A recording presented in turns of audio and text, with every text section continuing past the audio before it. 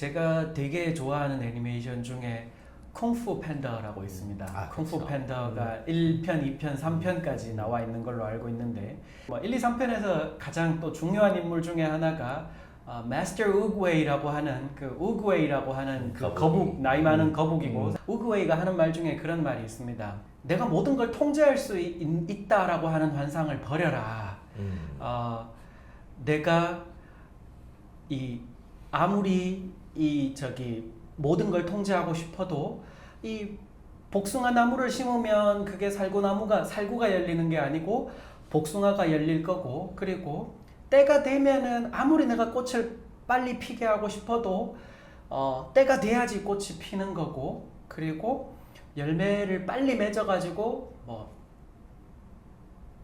쿵푸 팬더에서는 그런 말은 안 나오지만 열매를 빨리 맺게 해가지고 내가 그걸 빨리 팔아서 금전적인 이익을 취한다든지 이런 걸 하고 싶다 하더라도 결국 때가 돼야지 열매가 맺힌다, 이런 얘기를 합니다. 사실 이게 또 선행학습하고 연관을 시켜서도 내가 때가 돼야 꽃이 피는 거고 때가 돼야지 열매를 맺는 거기 때문에 어떻게 보면 이제 막 그런 얘기도 많이 들어봤는데 예를 들어서 중학교 2, 3학년 혹은 1, 2학년인데 벌써 고등학교 수학까지 다 끝냈고 지금 수능 기출문제를 풀려보니까 몇 등급이 나온다. 앞에서 말씀하신 그런 문제들도 있지만 또 어떻게 보면은 이거는 정말 꽃 필 때가 되지도 않았는데 내가 지금 꽃 피게 하려고 하고 있는 게 아닌가, 열매를 맺을 때가 되지도 않았는데 열매를 내가 바라고 있는 게 아닌가. 저는 또 시골 출신이라 가지고 옛날에 요즘에 이제 기술 과정이지만 예전에 보면 이제 농업, 공업, 상업 선택 과목이 있었죠. 이러면 또 연식까지 나오는데 저희는 이제 시골이라 가지고 선택 과목이 농업이었거든요. 거기 보면은 제가 지금도 기억나는 말이 우짜란다는 말이 있어요. 우짜란다.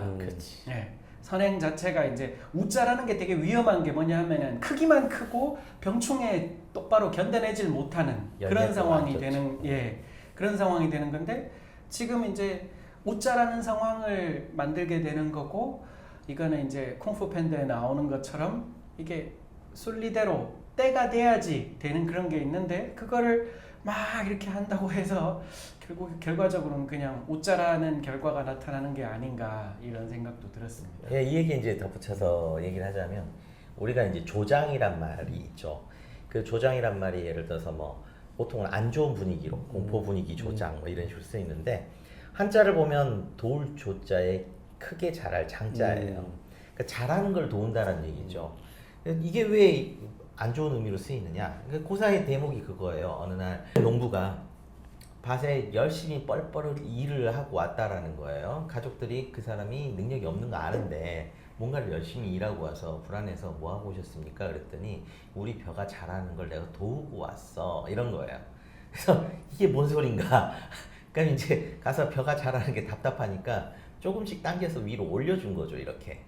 그랬으니 어떻게 되겠어요? 뿌리가 겉에 드러나서 다 말라서 죽어버렸죠. 이런 의미예요. 그래서 이제 조장이라는 표현이 그래서 의미로서는 좋은 뜻일 것 같은데 굉장히 나쁜 의미로 쓰이는데, 이게 이제 전형적인 선행이라고 할 수 있어요. 생각할 수 있는 기회가 박탈되고, 그 다음에 실패할 기회가 박탈되고, 그리고 나서 강제적으로 길러진 거죠. 그러니까 말한 대로 웃자라거나 말라버리는 이런 상황이 벌어지는데 그런 거예요. 그래서 이제 사실은 부모님들 입장이 된다라고 했을 때는 사실은 좀 살이 떨리죠. 왜 그러냐면 이게 우리가 이제 교육을 오래 하다 보면서 이제 교육하는 대상이 되는 학생들에게 대해서 어느 정도는 객관화가 됐으니까 이런 얘기를 하는데, 부모 입장에서는 아이에 대해서 객관화라는 것 자체가 솔직히 어려운 거거든요. 어려운 거다 보니까 안 되죠. 안 되죠. 잘 정정해야죠. 안 되죠. 안 되기 때문에 이게 나오는데, 그래서 이제 선행이라고 하는 걸 우리가 많은 선생님들이 이제 그 기준을 좀 많이 줘요. 유튜브 찾아보시면 많이 줄 거예요.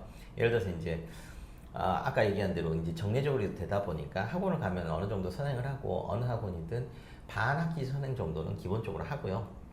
아이들이 다음 학기 할 거라서 반 학기 선행 정도는 관심을 좀 보여요. 어느 정도 뒤처지고 싶지 않은 마음은 애들도 마찬가지이기 때문에.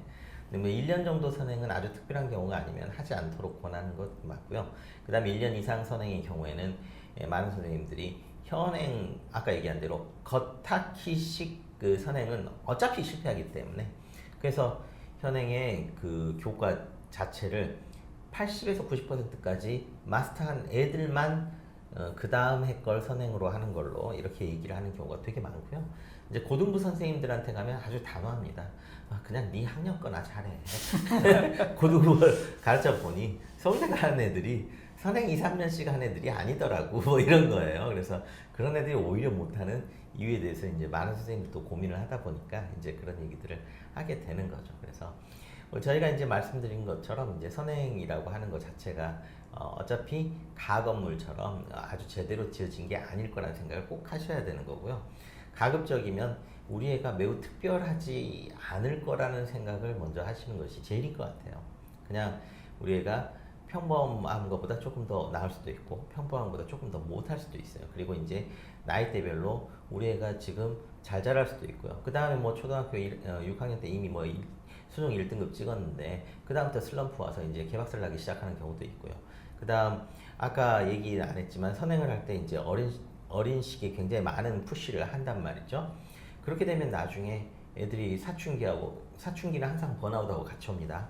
무조건 같이 옵니다. 번아웃이 오면 사춘기가 땡겨 오고요. 사춘기가 오면 번아웃이 바로 옵니다. 그게 정상이에요. 그래서 대부분의 학생들이 번아웃 내지는 뭐 사춘기 내지는 슬럼프를 겪습니다. 그게 정상이에요.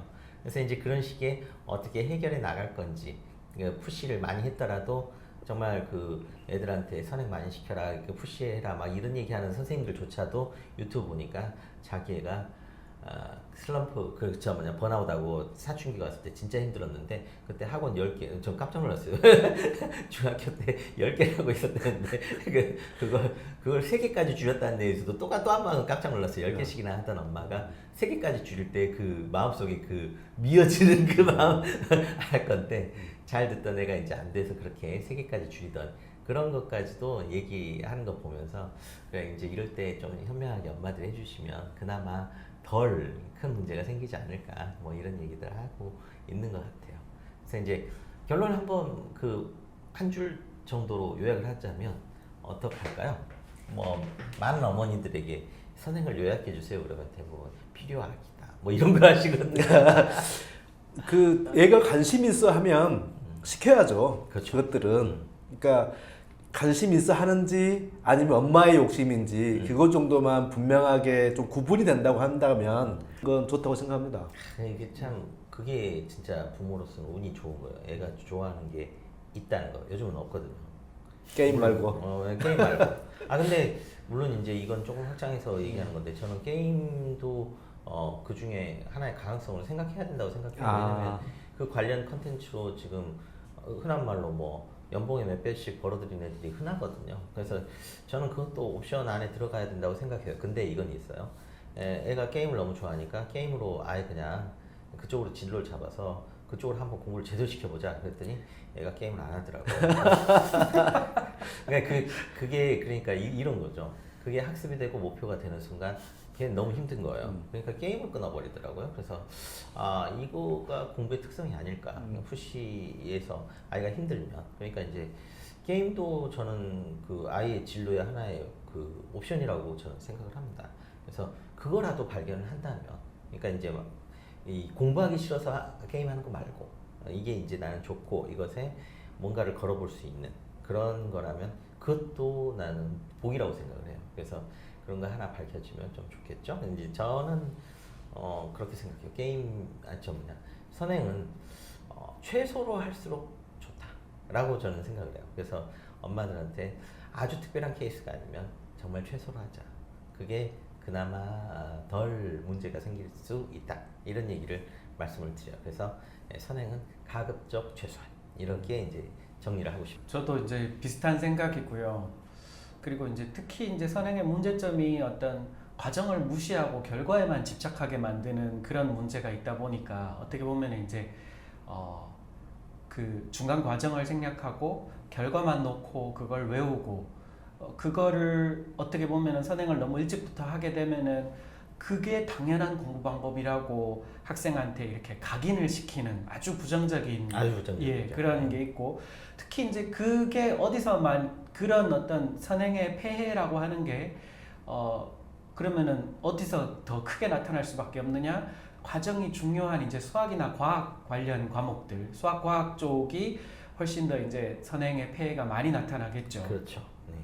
그래서 특히 이제 뭐 다른 과목도 마찬가지지만 수학, 과학 같은 경우는 선행에 집착한다라고 하는 것 자체가 어떻게 보면은 그냥 어떤 부모의 자존심 이외에는 그것도 헛된 자존심이죠. 그거 이외에는 아무 쓸모가 없는 오히려 학생의 공부 습관을 망치게 되는 이런 결과를 가져올 수 있다고 생각하기 때문에 뭐 적게 하면 적게 할수록 좋다. 혹은 이제 저는 이렇게도 얘기를 하고 싶어요. 선행 자체가 어떤 기본값, 디폴트가 아니고 선행을 안 하는 거를 디폴트로 생각하고 예외적인 경우에 선행을 하는 걸로 이렇게 차라리 보는 게 맞지 않나 이런 생각이 듭니다. 이제 부모님들은 이건 기억을 하셔야 돼요. 여기 있는 사람들은 고등부가 전문입니다. 그래서 이제 중등, 초등 선생님들 얘기가 좀 이제 다를 수 있어요. 그분이 틀렸다는 얘기가 아니에요. 틀렸다는 얘기가 아니에요. 우리는 고등부 입장에서 봤을 때 그나마 이제 길게 보니까 정말 길게 보는 거죠. 고등부 입장으로 봤을 때 이렇다라는 얘기.